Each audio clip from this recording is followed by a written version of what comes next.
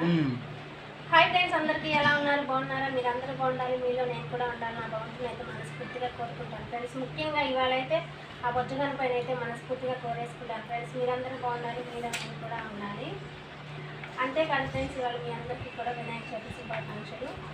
అందరూ పూజలు అయితే అయిపోయినాయి ఫ్రెండ్స్. వంటలు, పిండి వంటలు, పూజలు. మాదైతే పిండి వంట అయిపోయింది ఫ్రెండ్స్. ఇట్లయితే పూజ చేసేసుకుంటున్నాము. వచ్చే సంవత్సరం మనం కూడా చేసుకోవచ్చు. మాట చేయడం ఇలాంటి పండుగలు శుభకార్యం అంటే మనకు ముందుగా గుర్తొచ్చేది పసుపు కుంకుమే కదా ఫ్రెండ్స్. వీటిని అయితే శుభ్రంగా కడిగేసేసుకొని ముగ్గు వేసేసుకున్నాను. ఇప్పుడైతే ముగ్గు దొరకట్లేదు కదా ఫ్రెండ్స్, అందుకే నేనైతే చాక్లెట్స్తో ముగ్గు వేసేసుకొని పసుపు కుంకుమ అయితే పెట్టేసుకుంటున్నాను.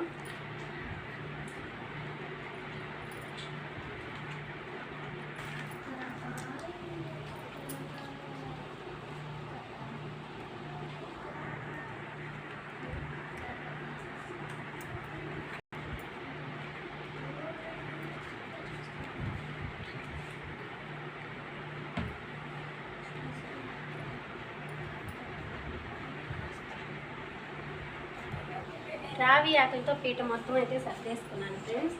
ఇప్పుడైతే ఒక్కసారి మా బొజ్జగన్ పైన చూడండి. మాకైతే చాలా బాగా నచ్చైతే తెచ్చుకున్నాం ఫ్రెండ్స్. మా బొజ్జగన్ పై ఎలా ఉన్నాడు? మీకు కూడా నచ్చాడా? మాకైతే చాలా బాగా నచ్చాడు ఫ్రెండ్స్.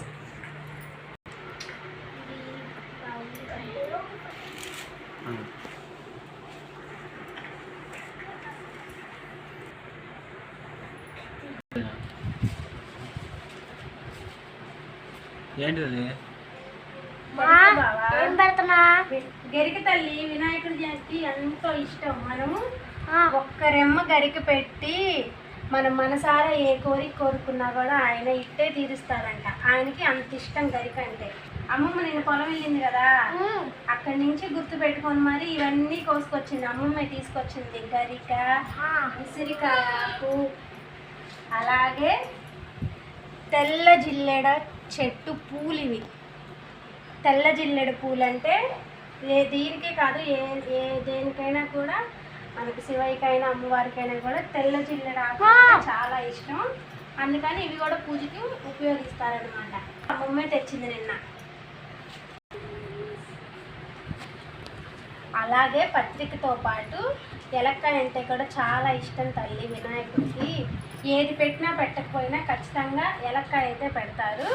అలాగే ఈ కాయ పేరేంటో మర్చిపోయాను బాబా. ఇదేం కాయ? అది ఉమ్మెత్తకాయ. ఇది కూడా పెడతారు ఫ్రెండ్స్. కారణం అయితే నాకు తెలియదు కానీ ఉమ్మెత్తకాయ కూడా పెడతారు, కూడా తెచ్చుకున్నాను. అలాగే నారింజకాయలు. నారింజకాయ ఉండు తల్లి, నేను పెడతాను. నారింజకాయలు అంత వాటికి ఫ్రెండ్స్, నాకు తెలిసినంత వాటికి, నాకు చేతనైనంత వాటికి, వీలు కుదిరినంత వాటికి అన్నీ అయితే తెచ్చుకున్నాను ఫ్రెండ్స్. ఇవైతే